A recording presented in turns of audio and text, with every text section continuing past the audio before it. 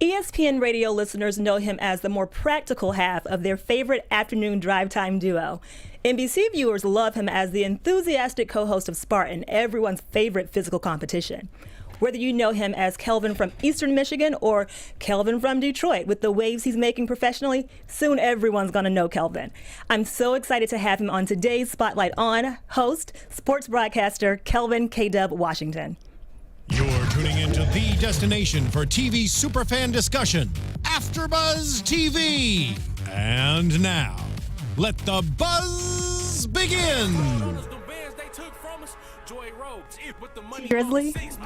I had to. T Grizzly. I had to. Listen, I'm not mad at it. I know, but hold on. Just give it 10 seconds. Are you listening?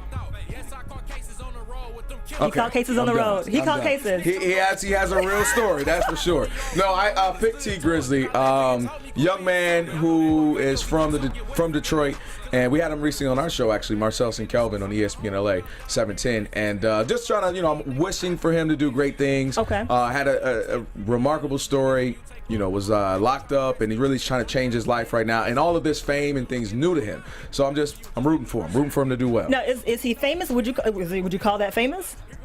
There are levels of fame, so yes. Okay, there are levels of fame. If you see all the jewelry he just bought, somebody likes him, that's for sure. I love it, guys. You're watching AfterBuzz TV Spotlight On. We have host Kelvin Washington in the house. You guys already know him. I mean, I really don't need to even gas him up even more. But why not? I don't know about all that, but okay. I appreciate it. We listen to you every day. If you love sports, if you love pop culture, politics, anything, if you don't live under a rock, then everyone knows you. Every afternoon from 3 to 7, you are on ESPN 710 with Marcellus. T Grizzly. We love T Grizzly, but yeah, we can turn him down. All right, that was too much T Grizzly. All right, T Grizzly, that's my man. But all right, now we can turn him down now. Shout out to T Grizzly, but shout out to your success in LA as a host. How did you get started? Wow. Well, specifically in LA, or do you mean in general? In general. I mean, I guess to the unfamiliar eye, people think once you make it to the top, that it's all glamorous, and people forget there's a whole lot of struggle. So what was your struggle? Well, I love the idea that I've made it to the top. I like that. I'll take that. But I know that there's a lot more to do, a lot more that I aspire to do, and I would like to believe that there's a lot more that I'm called to do. But if you ask kind of where it started, college, I will say that I was fortunate, Erica, that I kind of knew what I wanted to do early on. And I think some college students either watching this or even post-grad, they know that, for them, maybe they changed their major 2, 3, 4 times or got out of college and said, I don't want to do this. Many people have been there. Right. For me, I was fortunate where from probably onset of college, I knew what I wanted to do. Now, how I was going to get there, the road that lied ahead, I wasn't, sure about that, of course. So I got right in, and but I will say it was initially, your local news sportscaster. Right. That's what I wanted to do. So I had an internship at Fox 2 News in Detroit. I was there for the summer. And I was able to do some things that, when you see sometimes those highlights and you'll see just the athlete and, talking, I think next game I'm going to do this, I'm going to shoot some 3. And you see just microphones. Right. You couldn't tell your boy anything. I thought I was living it up because I would tell my people, hey, I'm going to have a brown watch on, or I'll have a such and such watch so you'll see me, or I have a wristband on. So they would know that was my hand. Right. So it gets sound bites and all that good stuff, cut up highlight tapes. And from there, the bug was there. I was bitten. Right. I was like, I want to do this for sure. But I think oftentimes, and I know you can relate to this as a host and you doing what you do, oftentimes when I go speak to high school students or I speak to college students, I think the focus is on television, right? I tell them TV. True. So I was fortunate, believe it or not, where I couldn't get into television initially. And why could you not get into television initially? It's difficult. And if you don't have a particular either an N, if you don't have a great reel, which is much easier nowadays because I'm looking in here in the studio, we got multiple things. First of all, AfterBuzz. I mean, you got 19 cameras. Y'all doing it up in here. But I say that jokingly, but I'm serious in that there is a 14-year-old, 13-year-old that has a couple of cameras, so they can make a YouTube this and they can have a reel. They can hop on AfterBuzz and back then, not that I'm that old, but that wasn't common. So point is, it was hard to get a reel if you didn't have actual content. Right. And so I had one little thing I did. I remember how it started too. With chance of one more year, as one of the NHL players was going to retire, and all the fans were saying, one more year.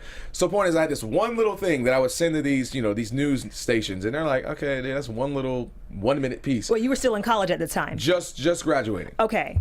Just graduating, and so no one would holler at your boy. So I had to kind of make my way, and then I started to work and regular jobs. And I mean, I was, that annoying person that works at a kiosk in the mall. What? And, hey, ma'am. Hey, you want the? Hey, sir. Let me tell you, sir. That's a nice. So I was that guy. That was you. Mind your business. Listen. Mind your business. Listen. My parents have always taught me that every job is honorable. Yes. So that's an honorable job, but they are annoying as hell. Yeah. I hate that you had to go through that. Were you waiting for me to deny that?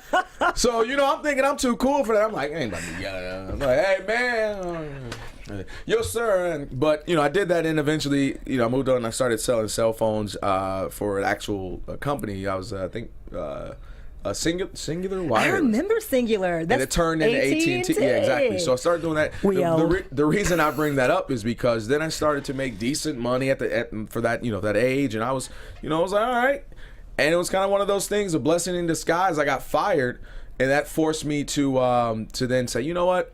Let's focus back on what we really want to do. What'd you get fired for? Mind your business again. No. Listen, this is AfterBuzz TV. Spotlight on. I got fired. Tell everything here. I got fired because I showed up late, but I showed up late like 97 times because we worked at a mall, and so during Christmas, primarily the time I worked was during the holiday season ish, and so the mall is crazy. So I just if I gotta be there, I don't make up time. It's 9 o'clock. I'm there at 9:01, 9:02, but. It's no excuse. However, I'm grateful that happened because it was, I was like, you know what? Let me do what I want to do. Right. And I set out on the journey, and no news station would give me a shot. And then radio opened its doors first. And radio gave me a chance, and I found my voice. And don't get it twisted, I had to work my way up. Right. Promotion assistant, I'm putting up banners.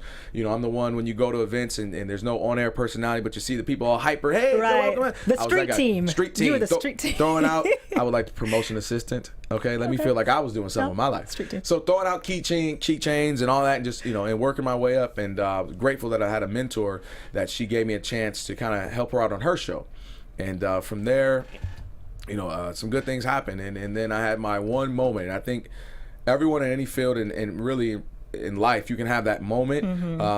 My moment was a couple of things. I'll give myself credit. I would work on my air check whenever possible. An air check is a radio demo for those who maybe don't know.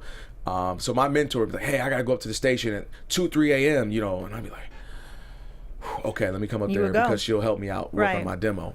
And I would do that in one day. I went into my boss's office and I told her, I said, hey, I'm probably gonna quit. Or is there an opportunity in sales? I'm a little older than the other promotion assistants, street teamers, and it's let me your boy. I gotta get some money. You know what I mean? So she was like, no, you're really good. Don't quit. I know you're gonna be on air. Go do your event today. Come back and I'll have you meet the big man, the boss. Nice. Who he walks around. You don't say a word to him because he's the big man. You don't look him in the eye. I come back Come back and she said, he's waiting on you. And I was kind of doing something. I went to the restroom and and I had 1 minute, and I said, do I run to my car and grab my demo, which would take a minute. I got to go to the parking lot, find it, ruffle through my car. But what's on this demo at this point? Just how many? Oh, no, this is a radio demo. So this is what I've been working on those 2, 3 a.m. in the morning. So this is 3-4 minutes of content. Nice. So I was like, screw it, man. I ran in the car, grabbed my stuff, all right, and she's calling me, where are you? This is so-and-so. You don't let him wait. Do you know who he is? Do you know who he is? I know, I'm coming. So I ran up there, and I sat down, boom, just like this. I set out my demo, and I sat in front of him. He's like, so this is the guy I've been hearing all these good things about. All right. And I'm thinking, Eric, like, yo, I'm going to leave my demo here. And I'm like, it was nice. We'll talk. Right. It was nice meeting you. Have a great day. Oh, by the way, if you ever get a second, can you check out my demo? Right. Instead, it was the opposite. Hey, this is Kelvin. Okay, great. He played it right in front of you. And I'm like, oh my God. That's this the is the worst. most excruciating. That's the worst. And he's just sitting there, and he had a cold poker face. He was like, this is you? And I'm like, yes. He's like, okay. This is you. Okay. And about 40 seconds in, he stops and he says, this is fucking amazing. Nice. And he slid it back at me and he said, I want you on air tonight. And I was on the air the next night because I told the guy that I was supposed to talk to, I said, bro, I need one more night to get my, stuff together. Yes. Let me work on something. How you run that board again? So I go up and the mic go, okay, good. So worked on it. I was on the next night. And from there, I went to Flint. I was on radio there. And we made a decision to move to L.A. Okay. Came out here butt naked. Right. I didn't have a job. Right. Couldn't get a job at In and Out. Wouldn't nobody hire your boy. So I had to keep grinding, and then I kind of made my way hosting a couple things. You ever heard of R&B Live? Yeah, I used to host R&B Live Okay, too. well then you know about that. So around the corner, down the street, different places, but yeah. But yes. So I used to do that for a little bit, and from then on, I started doing voiceover work. Okay. And then you know how it is out here in LA, man. You start working this, you meet the right person. I go to a particular conference every year, NABJ, National Association of Black Journalists. Shout out to them. I go there every year, and it's a huge career fair as well as a whole bunch of parties where you rub elbows and network and meet people. And I was able to do some things, and eventually I was at a radio station in Riverside. I was at Radio Disney, and then eventually I was able to get into ESPN. Nice. So are we out of time? Is the show over? No, you know what? Actually, we have 2 more minutes. No, but no. Honestly, though, Kelvin, your story is so inspiring because, again, as I said at the top of the show, people think that it's super glamorous that that you just go from your hometown, Midwest, South, and then you're quote unquote famous. But you, as you guys just heard out there, have been grinding for a long time. So ESPN, tell us about the moment where you got the call where they said, Kelvin, you got the job, ESPN. So they had the ESPYs last night, right? And I was at the, we did a red carpet special, and then we, went to show, and then the after party, and I ran into some people, one in particular who was a very integral part of me getting there, because at this conference. So things are changing a bit where, as you know, it's good to be versatile, it's good to be diverse, right? So back at a certain point, you had to be, I'm a news person, or I'm a sports guy, hot take guy, or what's up, yo, I'm entertainment dude. Right. So when people would look at my reel, they'd be like, well, shoot, what do I do with this guy? It's kind of versatile. He could do this, he could do that, he could do this. And one particular person, she kind of bet on me, if you will, and was like, yo, you need to go to Bristol. We're at the headquarters for ESPN, and talk to so-and-so, and I really like you, and I think if, you got a chance. And he saw me, said the same thing, like, yo, you're kind of like what we're looking for as far as, the way that things are changing and what people want. And so he said, when you go back to LA, talk to so-and-so. And it was literally just boom, boom, boom. And eventually I got on with ESPN.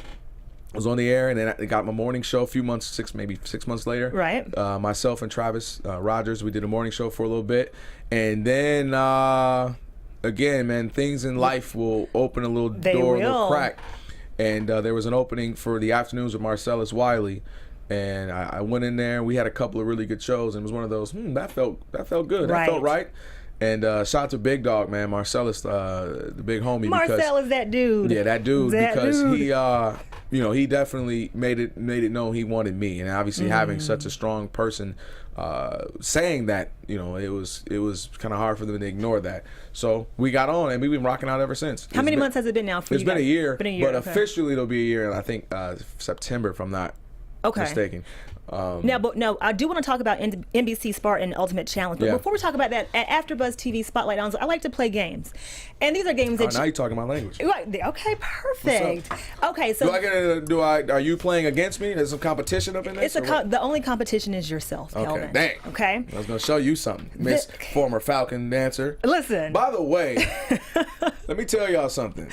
She is ripped up over here, okay? I'm just saying, you're like, oh, back when I used to. Like, girl, you might want to steal. I'm just saying. Listen, I can't kick that high anymore. Yeah, well, I don't believe you. Coming in here, I'm about to do some sit-ups right now, sitting next to you. Let me step my game up. Listen, I'll teach you a routine. Is this adding weight to your boy? No, AfterBuzz cameras, actually, we take you 5 pounds Shout out to Anthony. I appreciate that, man. So, first game, 60-second speed round. I like to say that it can go over or under, but it's at my own discretion because I call the shots here. So you have 60 seconds to answer these questions as candidly and as quickly as you can without thinking about them first thing that comes to your mind. All right. And as truthfully. Okay. You ready? I think. Okay. I was till you said that. Which sports figure have you met that made you the most starstruck? Isaiah Thomas, but I didn't meet him. I pump faked. Okay. So from the Detroit area, I grew up loving, you know what I'm saying? Wait a second. No, this is 60 seconds now. You're using Isaiah Thomas. I got too scared, and I was like, I'll see him later as an event, and I was like, I'll come back, and I didn't get a chance to meet him, and he was gone. Okay. Last book you read? Ooh, I'm reading right now, Unscripted. I'm almost done with by Ernie Johnson. Okay. Greatest fear? Ooh, failing as a father and husband. Okay. Max or Marcellus? Marcellus. That was easy. Perfect. Guiltiest pleasure? Ooh. Probably junk food, and specifically chips and ice cream, which as I've gotten older doesn't work too well with your boy. I'm just gonna leave that. You know what I'm talking about. People know what I'm talking about. It's hard. It's hard out here in these junk food streets. Yeah, and especially because I've been losing weight for like 7, 8, 9, 10 months. Okay. And then I come in here with you. Listen, 3-day road trip or 3-day cruise? Road trip. You have 24 hours to live. 3 things you got to do. Ooh. Sit down with all my people and tell them how much they mean to me. What else do I have to do? 2 more things. Blow a bunch of money for no reason because, I'm a little conservative, and have a bunch of sex. Okay, perfect. Right? Just go out Go Did I with a say bang. that? Go, yes, yeah, you can say that. Go out with a bang? Go out with a bang, literally. But it better be like a couple of bang, like the fireworks bang, like bang, bang, bang. Well, you got 24 hours, so you might have to not sit down with people. I say that now, I might throw my back out. I don't know. You're going to be dead, though, so it won't matter the next day. There you go. Great point. Matter. I don't need my back. You don't need it. You don't need your back in heaven or in your casket. Maybe. I'll be mad if I did. Get to heaven and the guy's like, hey, welcome, but we need your back. Oh, you ain't got your back? Get out. I'm sorry. But God obviously loves you because give me a new back. He'll get you a new back. He got you a new job with NBC Spartan Challenge. Let's talk about that. Ooh, look at you, Miss Host. Look at that segue. With the segue. Wow, look at you. Wow. So I got an audition for it, and the best part, let me explain something to you.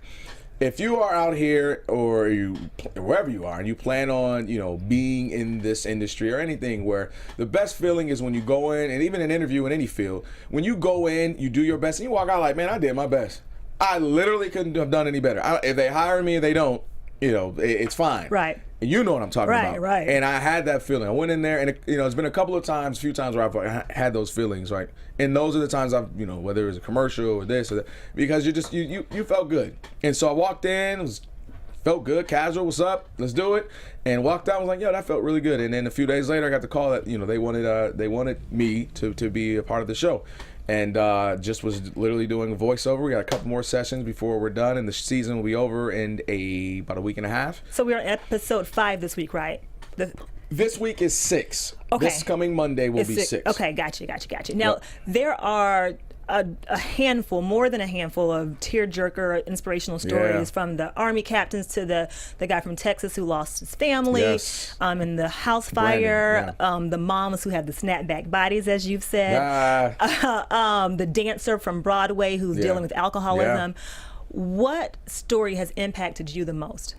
Well, clearly you can't look past some of our veterans who are missing limbs and what they've given for this country, and then to see them competing. And I always joke, but I'm actually serious, to see really there's no excuse. When I have a beautiful baby daughter now who will be 8 months soon, and oh man, get up in the morning and it's rough. Anybody who has kids knows that. And I had knee surgery a while ago, so I'm making all these excuses not to really get back being active and really do some things. And I'm looking at these guys, I'm like, are you kidding me? Right. Literally, a gentleman had no arm, and he's doing stuff that you can't do, and some of them he couldn't do, but he gave it a shot. Right. So that was very inspiring, and really just to hear a lot of these stories. I could have you here all day. Better halves, Chris Ann, and I forgot what is her husband's name, Steve. He was hit very hard in a car accident. I mean, his body was beaten down, and to see him come back and compete in an advanced stage compared to the other athletes, right? So it was just all inspiring. It really was. I really mean that. It was very inspiring and compelling to hear these people's stories. So really, it took me back to something someone told me when I was 16 years old that kind of changed. One of the few things that someone said that changed my life: no excuses. Someone said to me once, "You make more excuses than anybody I know." Somebody said that to you personally? Oh yeah. Oh wow. Oh yeah. Life-changing moment. Okay. I was like, because I wanted him to be sympathetic and empathetic, understand what I'm going through. He was like, boy, you make more excuses than anybody I know. And that hurt me. Ooh. That hurt me today. Because he was supposed to be in it, but it was real. So I felt myself being like, dang, excuses. You know, look at them out here getting it. Right. Okay. So has being a co-host for Spartan inspired you to get back in the gym? Has it inspired you to clean up your eating habits? Not that you need to, but you know, like watching, like when you're watching these people, you know, you're looking at their bodies. Right. I mean, as a viewer, I'm invested in their stories emotionally, but I'm like, oh, look at her abs. For sure. You know, look at his arms. Well, yeah, but I'll say this: like, it's not just simply like I am not in their lifestyle where this is what they do. True. So you don't want to make it where you're setting yourself up for failure in the sense that you'll never look like that. But yes, it's inspiring to whatever it is to get in there and get active and be a part of it. Right. So that is more the bigger picture of if you're in it, be in it to win it. And go for it. So it doesn't have to walk around and look like Adonis. Right. Hold on, you laugh way too hard. What you trying to say? Like that's a tall task? Because they can't tell, but he looks like Adonis. I mean, hold up. Listen. Hold up. I'm way too dark skinned. You better have me blushing up in here, turning purple. Stop playing with me. Listen, black people, dark people can. We turn purple. We do. I used to look like Adonis back in the 80s and 90s. Okay. I would lift up my shirt for no reason. Just that was how I greeted. What's your name? Bow. Shirt up. And then bam. Count the abs. 6 abs, 6-pack, 8-pack. Whoa, 6. 8. All right. 10. Let's keep it right. Keep on going. Okay, so NBC Spartan Challenge, ESPN Radio 3 to 7, Max and Marcellus. I just called you Max. Cut, Anthony, cut. Sorry. Cut. I deal with that enough on my own show. They call me Black Max. Right. But you are not Max at all. Like, and that's the thing. We're not at all. Not at all. There's nothing similar. But at the same time, you're not similar to Marcellus either. All right, you want a real conversation? What? That's like a real one, and it may even be uncomfortable for some people. The idea that two black men would host a show was very challenging for some people. And let me tell you, in a big market, when you got that show, I was like, listen, I'm happy for it because I actually used to listen to you when you were at CBS on Wilshire. Oh, then you be out here, right? Yeah. So I'm a sports, I pay attention to sports talk radio. So when you got that job, I was so excited, but I was like nervous. Right. Because the perception is that two strong, intelligent black men in the same space after someone like Max left Well, actually, but see, you got to go even before that. Okay. The idea that could even work, because what I heard, and trust me, I heard it was, well, you guys are going to sound alike. Or, well, you guys are going to have the same thought process. And I'm like, wow. So historically, it's been white middle-aged men doing sports talk around the country. Mm-hmm. Did anyone stop and say those two are going to sound alike? Did anyone stop and say they're going to have the same ideology, same thought process, same train of thought? No one says that. But when two black guys decide to do it in a big city at a big time slot afternoons, so I was a bit offended by that, to be honest with you. However, if you listen to the show, we hardly agree on anything. Today is Thursday, right? Right. No, it's not. Right. If you listen to us, we're gonna argue about it. So the idea that you guys are gonna sound like, I was offended by that, and still am with that mindset, because what it does to me, it just shows again we've come a long way, but there's still some progress that needs to be made when two middle-aged white men are the kind of the typical sports talk throughout the country, and no one stops to say, hey, they're gonna sound alike, or they're gonna have the same mindset. Do you think, and I'm just playing devil's advocate because I do not agree with this, because I mean, as an on-camera personality myself, if one black girl books the job, most likely another black girl is not going to book a job. True. Whether it's a modeling job or a commercial, like no matter what. And if a dark-skinned girl books a job, I might as well go ahead and be like, okay, next job. How dare they have two? They wouldn't. Whoa. God, no. What is this, 2035? Slow down here. It's only 2017. Right. So, but as playing devil's advocate, could it be that because black people make up significantly smaller less portion of the population? Not true with our listership. Okay. So correct me. So if you look at the data of who listens, we're very heavy minority. So a lot of Mexican Americans, obviously here in LA specifically, and then a lot of African Americans as well, and of course is white, Asian, everyone else. But it's not like 5% of our listeners are that. Gotcha. It's not the case at all. So really, it's kind of fitting to our demo.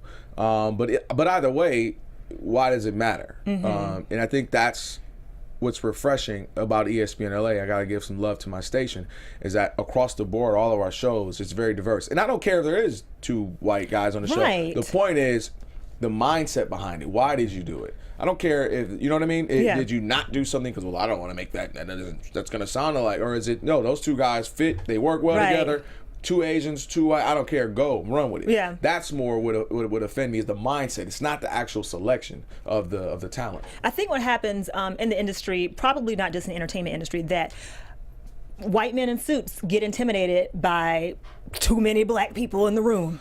Okay, where is this conversation going? Okay, it's about to get too real. Okay, so let's talk about the ESPYs. Is that how much time we got left? Yes, let's talk about it. No, because that's a real. It's a real thing. That's a very real thing, and I brought that up on the air once, several times. Because here's what, as I grow and continue to become comfortable with your voice, and you know how this is, then you become comfortable having real and uncomfortable conversations. Because number one, what I've learned growing up in Ann Arbor, specifically outside of Detroit, is that oftentimes many people of different cultures do not, or especially in mainstream and white America, they're not forced to interact with other people often. So whereas reverse with other people you do, but that's not always the case, because if you're straight out of Detroit, you haven't had interaction. So many times we're so segregated, even though we are integrated as far as our society, but that you don't have interaction with people in the culture, so that things can be intimidating or things can be fearful, or you're just flat out ignorant to things. And I mean that in a very understanding way. You just don't know. You don't know. So I've kind of found like my place in life for some reason has been to kind of bridge the gap. I don't know why. It's like, I don't know. It's just the burden I carry. And so I enjoy those moments and these moments to have that conversation, because it's like, oh wow, you can enlighten someone to some other people's either upbringing, circumstance, plight, stories, whatever you choose to use. But that happens a lot. There's kind of this weird, if there's more than 3-4 black people, it's like, whoa, this is a little, what's going on? I could tell you stories for days, but I won't do that. Oh, I'm sure. We'll talk about this off air. I'll call into the the show, and then I'll hound you to be more forthright on air. 3 to 7, ESPN 710. ESPYs, always full of so many inspirational stories. The Arthur Ashe Award, the Icon Award, the Pat Tillman Award. Of course, we honor Jimmy V's legacy not just through the week, but really all year long.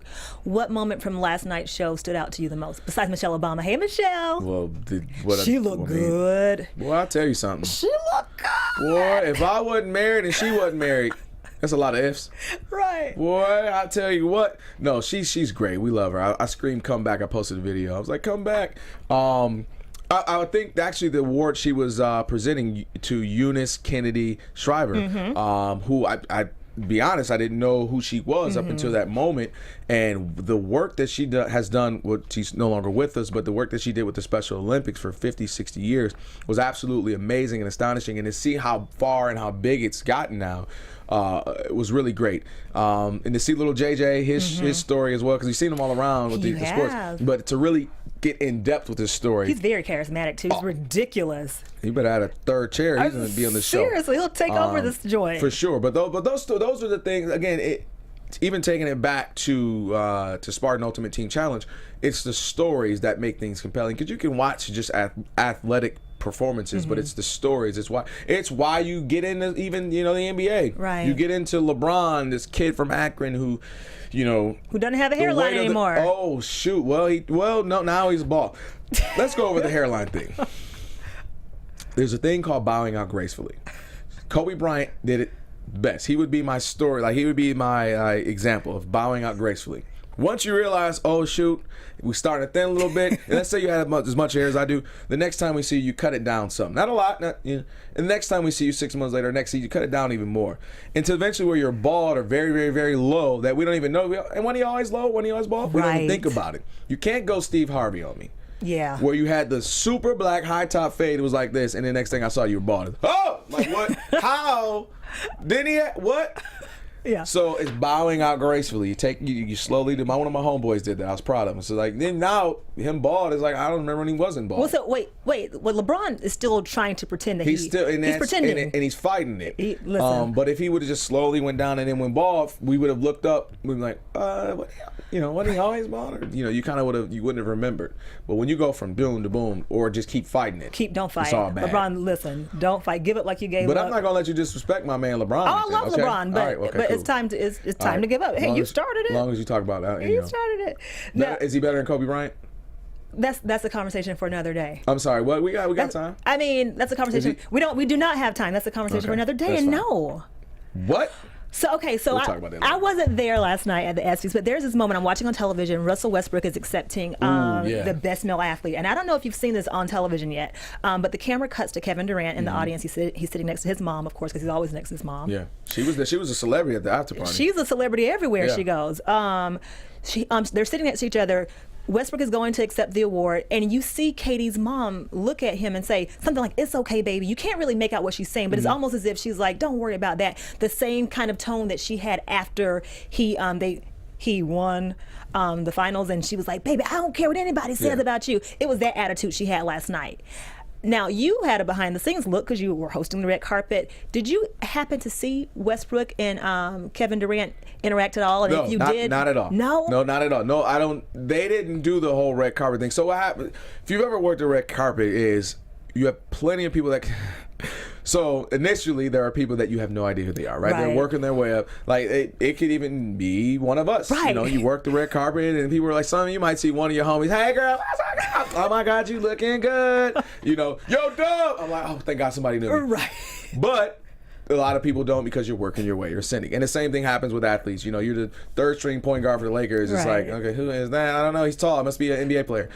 Point is, eventually you start getting to the heavier names as the day goes by. But then you get to some heavy people that either don't stop because they're just that they just come through waving and don't speak to the outlets, or they go through the back. They never even come. And I didn't see Kevin Durant. I do think I saw Russ on the red carpet, but I don't even remember seeing Kevin Durant at all. So he has a love-hate relationship with the media. Like he doesn't really actually take out love-hate. He has a tolerate hate. He'll tolerate to hate in between there. Yeah. So I could see him just being like, nah, I'm good, B. Do you think that Katie Westbrook beef is real, or do you think that's orchestrated for ratings? Well, okay, no, I don't think it's a beef. Do I think they're best friends? Because beef is a real term. Okay, well, I'm not talking about beef in the Detroit sense. I'm talking about beef like, I don't like you. But do I have to not even like you just to say I'm good on you? See, those are two different things to me. Meaning, there are certain people in your life like, oh yeah, I don't have anything negative or good. We don't really, talk. Okay. That's why I'm not beefed with you.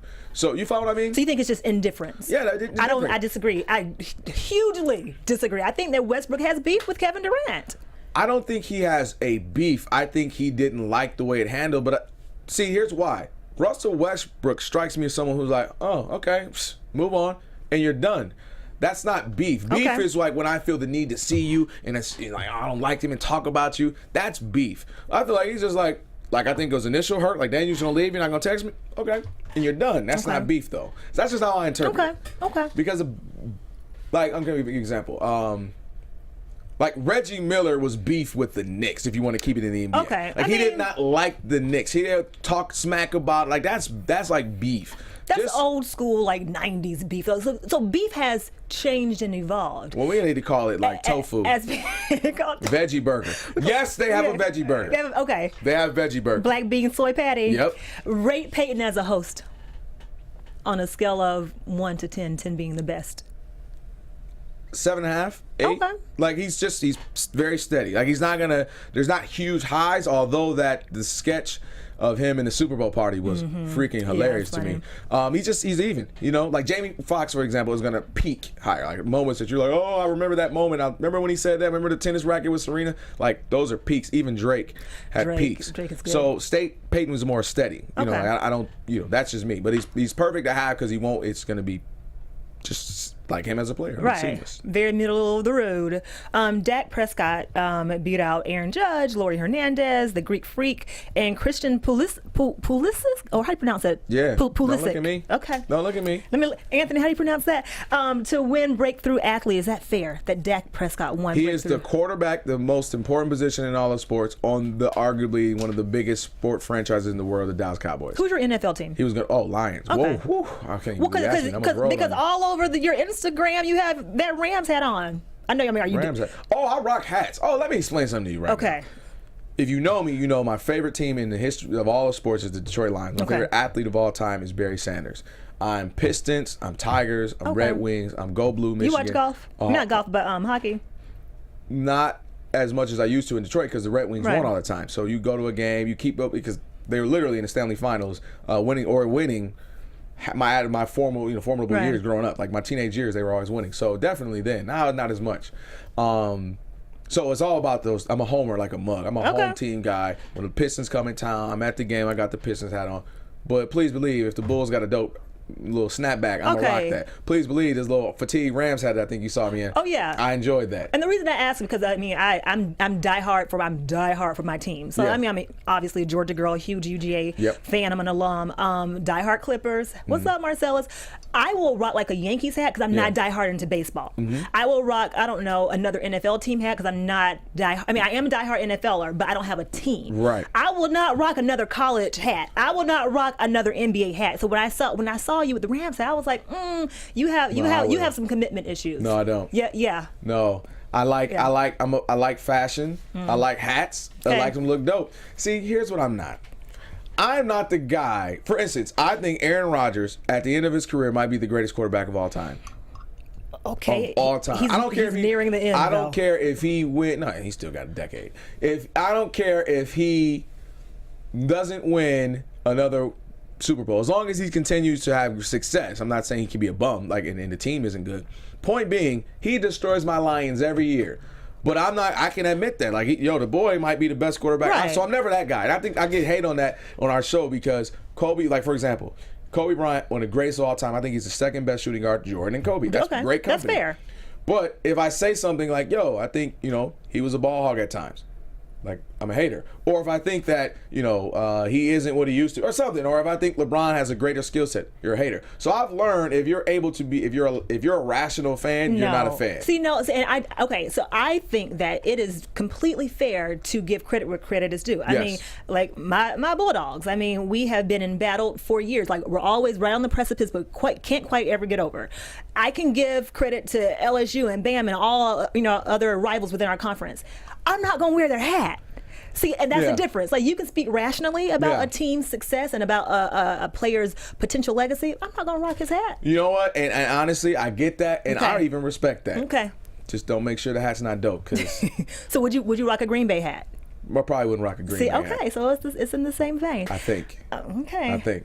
It was dope enough. I'm just saying. Michael Phelps won Best Male U.S. Olympic Athlete. It's not even. Next. Okay. Maybe. Are you arguing that? I'm not. The man. And he won, too. He came up, too. His wife.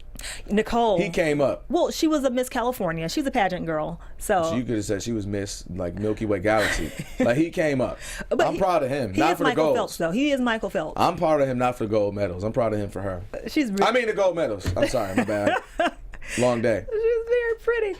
Okay, we're going to play another game, but before we play a game, let's go through these sports topics really quickly. Yeah. Some of the most polarizing topics of the moment. I mean, sports, you can always find a polarizing topic. Even if it's not, what we do, we spin stuff in the media to make it polarizing even when it's not. Yeah, that's the debate era we're in right now, right? Right.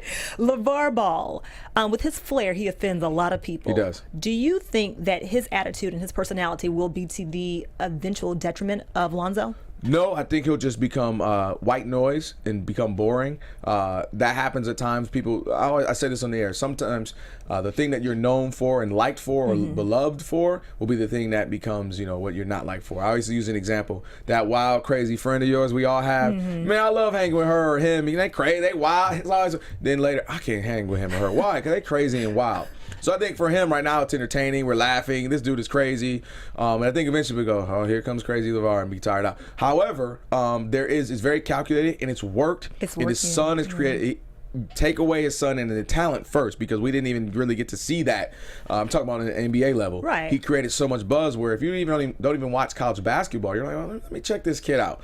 Nice. So he did his job, I think, and got his son the notoriety and scream Lakers, and put that into fruition. And spoke those words into existence. Now he's a Laker. I don't agree with him offending certain people. Like I'm not big into the. So the Kristen Leahy thing where he said on the herd. Yeah, stay in your lane. Stay in your lane. You disagreed with that? The whole incident, or just the specific stay in your lane? Well, because I interpreted the stay in your lane as I'm mad at you right here, so I'm staying in your lane because I'm talking to Colin. Right. Not like a woman should never be on top. I didn't take it that way. So it was uncomfortable, but you read the blogs, you Yeah. read the comment section, and a lot of people, I mean, even people who I, look at as being pretty reasonable and rational, Yeah. thought that that was way over the line, that he was way out of line to have quote unquote disrespected her that way. Do you think that that was a disrespectful thing? So I think he was salty, upset because she had questioned him and his raising of his sons. So I think he came in already with that on the mind. Even though you walk in a situation like, hey, how you doing? And he's like, did I say something to me about? Right. And so I feel like that was a retaliation for that. And his tone was not good at all because she is co-host of that show. So I would hope if you're on the person's platform, you would be courteous. But his tone was no different with her than he was with Stephen A. when he was on. Exactly. So I also think when she, I don't want to get into this, but the whole threatening thing, when he said, basically, if you talk smack about me, I'm talk smack about you. And she's like, are you threatening me? He didn't mean it like that. Right. So it got all ugly. So if it came down to it and I had to go to teespring.com and make a Team Christine shirt or Team LeVar shirt, which one would you rock? Oh, I'm not either team. No, you got to choose a shirt. Well, I don't. Team Christine from that incident, yes, then I would have to be Team LeVar, and that it worked, and that it worked, and believe it or not, it benefited her. We're talking about her right now. I had no intentions of talking about her. I don't, and we're talking about her. So, was it an uncomfortable? Was he probably disrespectful? Yeah, too. But again, I also think his tone and what he said, it's not as bad as the tone. It seemed threatening, but he's not threatening her like I'm about to come after you. Of course not. So that's why I said it just got misconstrued and ugly. She pulled that out of her pocket because sometimes that's what people do. Yeah. He wasn't threatening. He was not. Yeah, he was just saying, if you talk smack, I'm gonna talk smack, or if you talk smack, it's gonna come back at you. That's how I interpreted it. But I wasn't sitting there. I can't speak for her. KD to the Warriors. Some call it ring chasing. It is ring chasing. Okay, perfect. It's ring chasing. So it's ring chasing. So does this championship have an asterisk? No. As much as I would like to think so, but here's why. We've created a culture where we bash you unless you win, right? So LeBron ain't jack because he hasn't won a ring. LeBron was the MVP, was the best player in the league before he ever won a ring. But we bashed him. We're like, well, shoot, I got to go get a ring. So then, yo, D-Wade, stay in Miami. Yo, Chris, what's up? Let's hop down, go down to South Beach. Point is, he creates the culture where you ain't jack unless you win. And I presented the example that it started, me and my boy were talking about this once, with Jordan is Jordan. He set the standard, right? Jordan, boom, okay. And then, because, a good example, did we ever say that about Reggie Miller? No, but... We didn't even say that about Charles Barkley. Now we say it because it's in the culture. During his playing career, we were like, yo, he's a freaking beast. He hasn't won yet, but you didn't criticize him. But here's the thing. I think the difference between a Charles or a Reggie is that they weren't a Kobe. As great as they were, as phenomenal as they weren't Kobe. They weren't Michael. They weren't LeBron. And I think that when you're the man, okay, LeBron going to Miami made that team. Miami needed LeBron more, or as much as, but probably more than he needed them. Cleveland wouldn't have won, and Miami wouldn't have won either, but LeBron going there made them winners. Charles Barkley going to 100 different teams is not going to be the difference maker. I disagree. He goes to Phoenix. They go to the finals. And if it had not been for a man named Michael Jordan, who was in the way of a lot of people, maybe he gets a ring. So, but that goes back to your original question. You asked, was his ring chasing? I'm saying yes. He's a ring chaser, because people they're looking at it. Chris Paul now, you could say he's ring chasing because he needs to chase a ring. But that's what I'm saying. He needs to. At this point, people are like, you ain't jack. Chris Paul ain't jack. Chris Paul has been the best point guard of his generation. Flat out. Okay. I don't care. I want him to have gone to a Western Conference final or to the finals, but the fact of the matter is he hasn't. Is he maybe not now at this point because he's a little older, but I'm saying for his length tenure, has he not been the best point guard of his generation? Of his generation, yes. So to now diminish him simply because he hasn't won, you could be mad that he hasn't gone. I'm with that, but to all of a sudden make it like he's not great. So now you get guys doing that. So LeBron went and did it, and now followed by Kevin Durant, who said LeBron started this. He didn't start it, but I mean that's how we like to perceive it. He didn't start it, but LeBron, again, I cannot say enough or a million more times that LeBron going to Miami, they needed him. The Warriors did not need Kevin Durant. They didn't know. I'm not arguing they that. Didn't need they him. won 73 games and were a Kyrie jumper away from going back to back. So Kevin Durant went to a team that didn't really need him. LeBron went to a team and saved the day. No, for sure. So that's a huge difference to me. Okay, we can fuss about this all day. The curious case of Major League Baseball. Are you into baseball? Casual. Okay. Yeah, I keep up. I keep up. That's my job, and I don't mind it, especially when a baseball postseason is really good. It's entertaining. Right. But before that, just day to day game. 47 Right. of 162? Nah. No. So my question is this: do the MLB powers that be need to find a way to speed up the game to make it more palatable for millennials or for people? No, you don't think so? I used to even think that and say that, but the reality is, Erica, come on, are we really about to watch it because it's 15 minutes faster? No. What they need is star power. Okay. There's a casual sports fan who doesn't keep up a little bit, or your mom, if you will. Right. She knows Steph Curry. True. She knows LeBron. Right. So they need steroids. They need steroids. Mike Trout just won. Well, that's what they need. Mike Trout just won best baseball player at the ESPYs. Mike Trout could walk through Boise, Idaho, and no one would know him. Yeah. He could walk in here. He could walk in here and you'd be like, hey, man, that dude must do something athletically. Right. Point being, baseball needs star power more than just shortening. We like to shorten the games. Okay, yeah, I get it. But the fact of the matter, it is never going to be, the way it's played is still not going to be appealing as much just to the young people. Right. Instant now, I can quickly hit a hashtag Steph Curry. I'm going to see him cross over Chris Paul and make him play Twister. Right. Right? I'm going to see Steph hit a 3 and step back and do a little shimmy. Right. Well, baseball, swing and a miss. That's it. Okay, maybe the pitchers now they have it at 30 seconds. Okay, that's still 30 seconds. Swing and a miss. And a swing and a miss from a pitcher is not entertaining unless you're into baseball. Right. You don't have to be into sports to see Steph Curry cross, spin down, shoot a 3 and walk backwards. Right. You're like, I don't know what that was. That was entertaining. Yeah. So that's really it. It's just the game itself. It's not quite as entertaining. There's someone right now listening who's like, oh, he's crazy because they're peers. They grew up with it. Their father passed it on. And I'm not mad at you. And I've been to 3 Dodger games in the last couple of weeks. Did you want to kill yourself? Yes or no? No. Baseball games are cool when you're there in person because it's more of it's you're just kicking it. It's a beautiful day. If you're especially if you're on a date. Right. You're gonna say that. I've been done. Oh wait. Oh no home run. Anyway, like I was saying, you can do that. It's beautiful, and I was at the I was at the suite, so that always helps, as you know. Look at him. No, look at this. My point of bringing that up. I work at NBC. I didn't mean this. I was in the suite. My point of bringing that up was that's a whole nother experience where you get to just eat and look at the TV and talk smack. Right. But ball games they're more entertaining. Now I'm not going to the 25 ball games a year. No. I usually go to 2, 3 a year, so I might have already used up my allotment for the year. Speaking of allotments, do college players deserve an allotment when it comes to getting paid? Do they deserve to get paid as college athletes? You deserve an AFTERBUZZ, an Emmy up in this mug right now. The way you keep segueing, boy, I tell you, the way you keep segueing, I'm telling you something. Let me get my bumblebee mic situated. I keep smacking my bumblebee mic. Yes, they deserve it. Yeah. How do we do it? I don't know. Okay. But if nothing else, tell me if you like this. Okay. I believe they are suffering from identity fraud. College athletes. I will expound. Okay. If I tell you you can't be you, but I can sell you, like I can do everything about you. So if somebody wants to pay you, Erica, $1 million. No, let's keep it real. They want to pay you $1,500 to come out here and host a dance. Do some choreography. Just back, when you're getting your dance on. Choreography. We'll pay you $1,500, couple hours. Come on out. We'll promote it. We're having you come up. The Atlanta Falcon dance, and you could not use your, you be yourself. Right. I can't be the Sam Darnold USC quarterback, and I can't go make a quick $1,000 because some dealership wants me there for an hour to sign autographs. Right. I can't. If somebody wants to give me free things just by me posting on my Instagram, hey, check out so and so. To me, that's where the baseline, we can start there.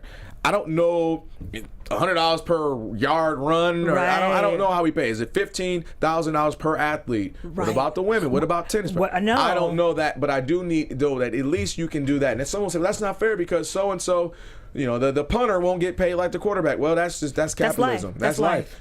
Yeah. That's just capitalism, you know what I mean? And maybe he'll still get something because they'll at least have a USC player they can promote. Like when you have Alabama's and Georgia's, grossing $500 million, right? The punter can get something. So I think that yes, there's a lot of room for it, but to me, you can at least start by allowing people to be themselves and get paid for that. Okay. If somebody buys a jersey that we know good and doggone well is me, throw your boy a couple dollars. Right, a couple meaning a couple thousand. So that I think you can start there. Okay, speed round number 2, and then we got to wrap this thing up. We're just talking. I thought that's what we do, right? I'm enjoying myself. This is good. good. Well, we only got a few more minutes. What? Yeah, I'm ready to keep going. Get ready to get kicked out of here. Okay, speed round number 2. Yeah. Same idea. Quickly, candidly, don't give it a lot of thought. Just answer as quickly as you can. I'm gonna try to be better this time. Go ahead. Because the last time Mind your business. Mind your business. It sucked. Jay-Z's 444. Have you heard it yet? Yeah. Well, is it yes? Okay. Did I say it fast enough? Okay. Yeah, that's good. All right. Is it one of Jay-Z's top albums to date? No. Top 3 albums to date, I should say more specifically. No. Okay. Have you ever? But he's got 20, so you know what I mean. Okay. Like it's really good, very good. I enjoyed it. But not top 3. Not top 3. Have you ever regifted a present? Yes. What was it? Gift cards like a mug. Yes, like a mug. Okay. In and Out or Five Guys? In and Out. But Five Guys is right there. I just don't go frequently enough. In and Out is everywhere. So True. In and Out. Kyrie or CP? Oh! Oh! Today, Kyrie. Okay. Oh, I think. Hold on. Oh! Kyrie. Oh! Hurry up. Next question. Okay. Worst meltdown: Falcons in the Super Bowl or Warriors losing 3-1 lead to Cavs in 2016? Falcons. Man, why? Because that was a meltdown. That's bad. The Warriors, they just got like LeBron just went crazy.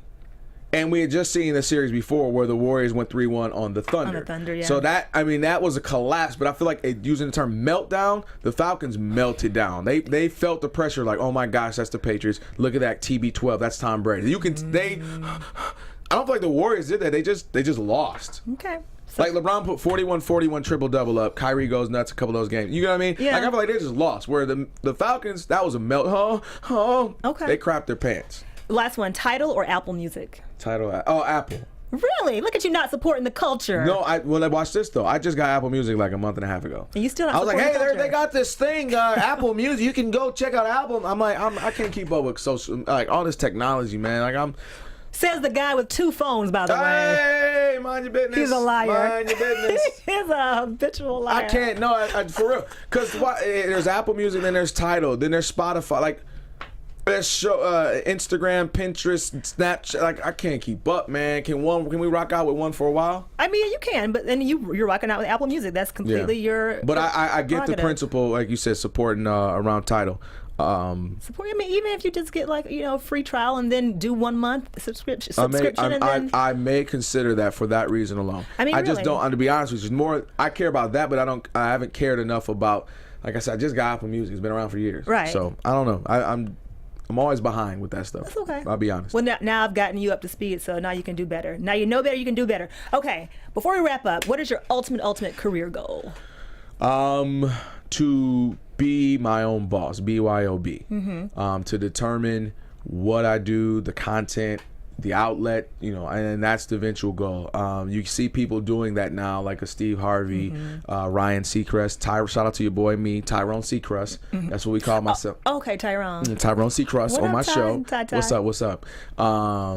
So it'd be my own boss to create what I want, when I want, put it out how I want, where I want. So that's the eventual goal as far as professionally. Do you want to dabble in acting and writing and producing? It's gonna happen. Yeah. It's you know how it is out here. I mean, I've already done like a commercial, which I did like 3 commercials that never made it. By the way, that happens all the time. That happens. Listen, I got one that I filmed 6 months ago. I'm like, where's this commercial? I would love this money right now. That happened to me. So shout out to all you people who are like for real actors out there. I feel for you. It's a tough business. But yeah, absolutely, I'd be open. Completely into it, but I'm really into documentaries. What are you watching? Defiant ones right now. I just watched "I Am Not Your Negro" by James Baldwin. Oh man, and there's so many documentaries. And so, point is, I would love to create some as well. So really creating content, and again, just doing my own thing and putting it. And that doesn't mean I'm not working for a network, but it's how I want to, when I want to. So okay, how do you handle setbacks? Ooh, I guess a great question. By number one, keeping my faith and understanding that God placed me here for a purpose, and that helps you when the haterade that we all have. Let's be honest, it kind of boils up at times. Like, how did he or how did she? It's like, you know what, that's not designed for me. That was not for me. So it can put you in a peace. Like, I can actually applaud them, be happy for them, for that or for this, and knowing that he's never failed me yet. That's my own personal mantra, and so and then my own human ability that I put in the work and believe that I have a certain skill set that is employable. It is employable. So by a couple of different networks, by the way. Well, thank you. Appreciate that. Thank you. Grateful. You're the one. No, I'm grateful. So it's a matter of being hungry, being very, very grateful and at peace, and knowing that it ain't that bad. And I grew up very modestly, grew up with tons of love and support, but we didn't have a lot of means. And so knowing that, like, man, you are blessed. Like, right. it ain't that bad. Right. And I know it's not proper English, but it ain't that bad. And so, knowing that, better days coming. What is something that you know now that you wish you knew when you first got started? Continue to be yourself. Be yourself. Flat out. That's it. Period. Be yourself. And with that, be comfortable with that everyone isn't going to like you. Matter of fact, that might be number one. Okay. If I could go tell 14, 15, 16-year-old Kelvin that, be comfortable because of my personality and my thought process and kind of my heart. I say my heart more than anything. I love people first, man. I want everybody happy. I want everybody living, prospering, and I'm one of those types of people, And so simply, not everybody's going to like you. Right. And not everybody's going to be about what you're about, and and being okay with that. So that I wish I would have got that a little earlier. Who doesn't like you right now that you want to call out, that you want to shout out to your close up? That's a great. Who doesn't like you that you want to be like, look, you don't like me, or who didn't give you a chance? You want to be like, you didn't give me a chance. I won't say anybody in particular. I'll say there was one incident where it really still scarred me in the industry, where I saw like a little hate for success very early. I mean, it wasn't even nothing compared to, it was like 10, 12 years ago. Right. But a lot of hate from the same person that put me in a position to win. And then this and this and that, and said some very hurtful things. And again, I use that as fuel, but I never forgot that moment. Never. No, it was a very telling moment. It said more about that person and those people. And it kind of got me, it thickened my skin. Like, oh, okay. I'm not even doing really anything great at this point. And this is how it is. So who can imagine, what it's going to be like in the future? And I'll never forget that, how I felt in that moment. Betrayed, confused, like what, baffled. You just supported me. You're the reason I got on. You put me in a good position. Now you're talking crazy and saying things that literally are contrary to why you supported me. Right. So in a matter of months. So it was very strange, and I'll never forget that. But I've learned from that and used that. Well, you talk about your faith, and clearly your faith got you to get past that point, and it's gotten you to. Oh man, that's important to me. Right. So tell everyone out there again where they can find you on the radio and on NBC. Tune in, and if you're watching this live, tune in an hour. ESPN LA 710, Marcellus and Kelvin show. We try to talk about sports, of course, but the best parts are when we turn left. And if you listen, we turn left a lot. Right.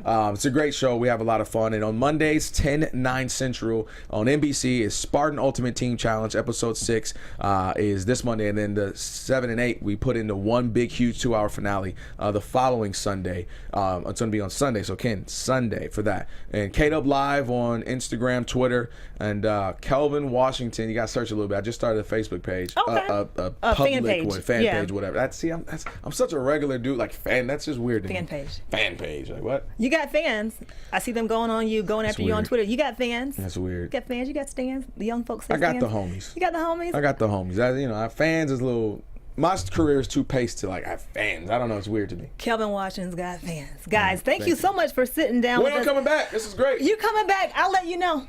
I'll get on Twitter and send you a tweet and say, Kelvin. And let me say also, first off, thank you for having me. Really, you and AfterBuzz, and speedy recovery to Maria as well. Right. And so continue to success to AfterBuzz, to you, Erica, and this was a blast. Awesome. And all you live viewers out there, thank you guys for tuning in. You can watch it over and over again, and you can share it with your friends. Share it. And tweet at us. Retweet it. Right. YouTube links and send it out. Right. Support the show. Support Erica. Support your boy, Maria, and everybody. Erica Renee Davis. You can find me on Twitter, on Instagram, and on Insta Story at Erica Renee D. Tell them one more time where they can find you. KW Live. KW, that's 2 B's, by the way. KDUBBLIVE. KW Live on Instagram and Twitter. And from there, you'll find the rest. And as always, follow all things AfterBuzz TV on AfterBuzzTV.com. Thanks, guys, for watching Spotlight On. Until next time, see ya. From executive producers Maria Menounos, Kevin Undergaro, Phil Svitek, and the entire AfterBuzz TV staff, we would like to thank you for listening to the AfterBuzz TV network. To watch or listen to other after shows and post comments or questions, be sure to visit AfterBuzzTV.com. I'm Sir Richard Wentworth, and this has been a presentation of AfterBuzz TV. Buzz you later. The views expressed herein are those of the hosts only and do not necessarily reflect the views of AfterBuzz TV or its owners or principals.